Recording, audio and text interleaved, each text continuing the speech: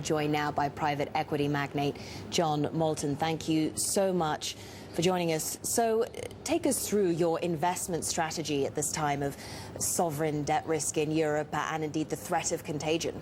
Well, I'm not really driven by the sovereign debt. No. My business is doing UK turnarounds, fundamentally benefiting from the downswings that came from the recession and from the credit crunch.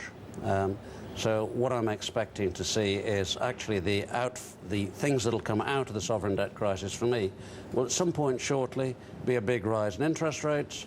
Big rise in interest rates will precipitate a lot more companies in trouble, which will be very good for my business, I'm afraid. So you're saying a double dip is very much on the cards now, Absolutely. Not just in the UK, but also perhaps in mainland Europe? Quite likely. I mean, sovereign debt is going up in price everywhere at the moment. There's an awful lot of it. I mean, the UK has considerably more debt and a bigger deficit than we went into the IMF in 1976. This lot's unstable. At some point, the rates will break. Right. So, but, you know, what happens and, you know, what sort of investment opportunities does this present for you in what particular industries, let's say, etc.? It'll be everywhere, I'm afraid. I mean, just think what state the UK economy would be in if we had something like the last 20 years' average base rate of 7%.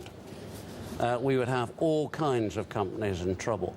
We've actually You're suggesting rates are going up to 7%? No, I'm not, but that's just the average of the last 20 years. I don't know what the rate they'll go up to. We are running levels of debt which exceed the 1970s. We're running a deficit which exceeds the 1970s. We haven't got plans to get a way out of it yet. See what the next government does, if anything. But the real risk of rates rising very rapidly clearly exists. We've had a 0.5% rate for 18 months, and everybody seems to think it's normal. If we'd had a 5% rate, we'd have had massively more corporate failures, lots of humans in trouble with mortgages, and much higher unemployment. These are nice things, but they are to be paid for.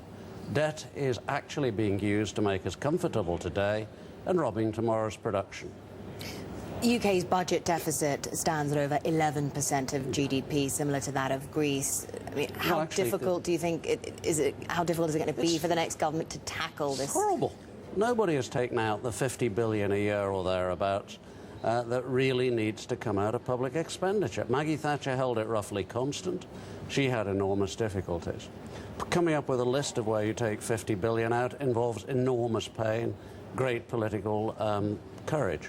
I fear it'll only come after there's a crisis and rates start to rise. And the consensus is that there are going to be tax increases, massive spending cuts. Just how painful is this going to be? Horrible. I mean, just think about it for a second. £50 billion coming out of public spending is not less than 500,000 civil servants' jobs. It might be 1 million. These are numbers which, you know, are really almost unbelievably heavy. But if we don't do it, the debt keeps rising, the interest burden keeps rising on the economy.